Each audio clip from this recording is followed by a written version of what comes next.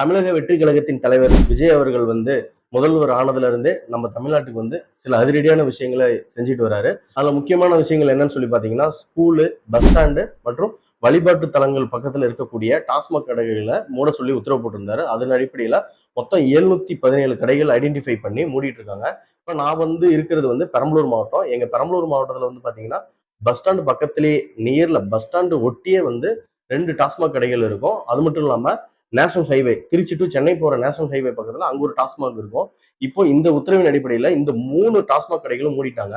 இப்போ எங்களோட பெரம்பலூர் சிட்டில, அதாவது பெரம்பலூர் மெயின் சிட்டில டாஸ்மாக் கடைகளே கிடையாது. அதாவது அரசாங்கம் விற்கக்கூடிய டாஸ்மாக் கடைகள் எங்க பெரம்பலூர் சிட்டிக்குள்ளே கிடையாது.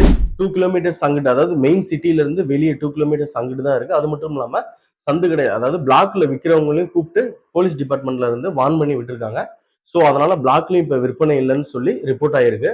அது மட்டும் இல்லாம இதுக்கு முன்னாடி நீங்க சொல்லலாம், டிஎம்கே கவர்மெண்ட்ல ஒரு 500 மதுக்கடைகள் மூடப்பட்டதா 2023 ரிப்போர்ட் ஆயிருக்கும். ஆனா அதை எப்படி மூடிருப்பாங்கன்னா, சரிவர சேல்ஸ் ஆகாத ஒரு சில இடத்துல இருந்து க்ளோஸ் பண்ணிட்டு அதுக்கப்புறம் எலைட்டா அதை மாத்திருப்பாங்க. நம்மளோட டிவிகே கவர்மெண்ட் எப்படி டாஸ்மாக க்ளோஸ் பண்ணியிருக்காங்கன்னா, முற்றிலும் பொதுமக்களோட நலன் கருதி தான் க்ளோஸ் பண்ணியிருக்காங்க. குறிப்பிட்டு சொல்ல போனா, வேலையில இருந்து வர பெண்களுக்கு பாதுகாப்பா பேருந்து நிலையத்திலையும் மற்றும் ஸ்கூலுக்கு போகக்கூடிய குழந்தைகளோட நலனை கருதியும், அது மட்டும் இல்லாம வழிபாட்டு தலங்கள் செல்லக்கூடிய பெரியவர்கள் மற்றும் குடும்பத்தினர்களோட நலனை கருத்தில் கொண்டுதான் இந்த நடவடிக்கை டிவிகே கவர்மெண்ட் முன்னெடுத்திருக்காங்க. இதனால கண்டிப்பா மிகப்பெரிய மாற்றம் ஏற்பட்டிருக்கு. அது மட்டும் இல்லாம டாஸ்மாக க்ளோஸ் பண்ண சொன்ன உத்தரவுனால உங்க ஊர்ல என்ன மாற்றம் ஏற்பட்டிருக்குன்னு சொல்லி கமெண்ட்ல சொல்லுங்க.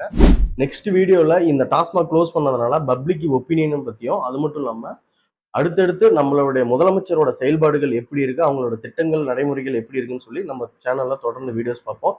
ஸோ ஃபாலோ பண்ணிக்கங்க.